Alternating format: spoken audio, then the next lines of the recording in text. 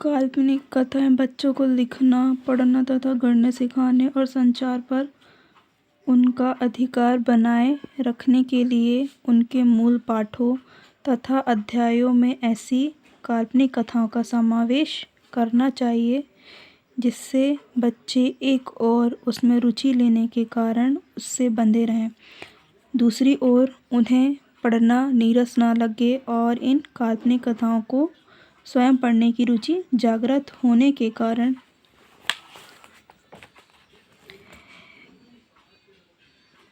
वे पढ़ना सीखने के लिए प्रेरित हों। काल्पनिक कथाएं ऐसे विषयों पर आधारित हो सकती हैं जिसे बच्चे सुनना चाहते हैं, जैसे परियों की कथाएं, शेर, चीते, हाथी, भालू, बंदर आदि पर आधारित कथाएं, अनाथ बच्चे की कहानी या उपन्यास के अंश आदि। काल्पनिक कथाएं संदेश देने वाली तथा उन्हें प्रेरणा देने वाली और उनमें मूल्यों का विकास करने वाली होती हैं। काल्पनिक कथाओं के माध्यम से हम बच्चे को मूल आधारित शिक्षा प्रदान कर सकते हैं, जिसमें बड़ों का सम्मान करना, लिंग भेद ना करना, सच्चाई, ईमानदारी, धोखाधड़ी ना करना और ऐसे अनेक मूल्य हैं जो बिना सिखाए इन काल्पनिक कथाओं के माध्यम से बच्चा अंगीकार कर सकता है।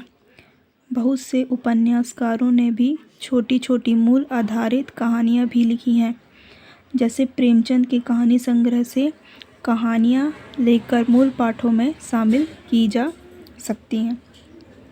बच्चों को कहानियों तथा कथाएं अधिक पसंद होती हैं क्योंकि बच्चों में कौतूहल या जिज्ञासा की प्रवृत्ति पाई जाती है। वे यह जानने के इच्छुक रहते हैं कि आगे क्या हुआ। उनकी यह जिज्ञासा या उत्सुकता कथा के द्वारा ही शांत होती है। वह निरंतर पूछता है कि आगे क्या हुआ और आगे। प्रत्येक बच्चे में उत्साह का भाव भी पाया जाता है। उन्हें पशु पक्षियों की कथाएं, काल्पनिक कथाएं अच्छी लगती हैं। ये कहानियाँ सुनकर वे पशु पक्षियों से प्रेम करने लगते हैं। इससे उनमें प्राणी मात्र से प्रेम करने की प्रवृत्ति का पोषण होता है। एक अच्छी काल्पनिक कथा की विशेषताएं।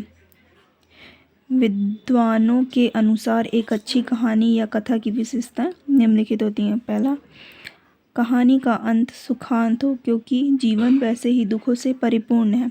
दूसरा, बालकों के मानसिक धरातल को ध्यान में रखकर ही कहानी की रचना करें। तीसरा, कहानी का उद्देश्य ऐसा हो जो बालकों को चारित्रिक रूप से ऊपर उठाए। चौथा, कहानी में सत्य और असत्य दो प्रकार के चरित्रों तथा अंधकारपूर्ण और उज्ज्वल दोनों पक्षों का समावेश होना चाहिए ताकि बच्चों को भले बुरे की पहचान हो सके। पांचवा, कहानी में बहुत अधिक पात्रों की भरमार ना हो, अन्यथा बच्चा उनमें उलझकर कहानी के संदेश तक नहीं पहुंच पाता है। छठवां, कथा की भाषा सरल हो, कठिन शब्दों का प्रयोग ना करें।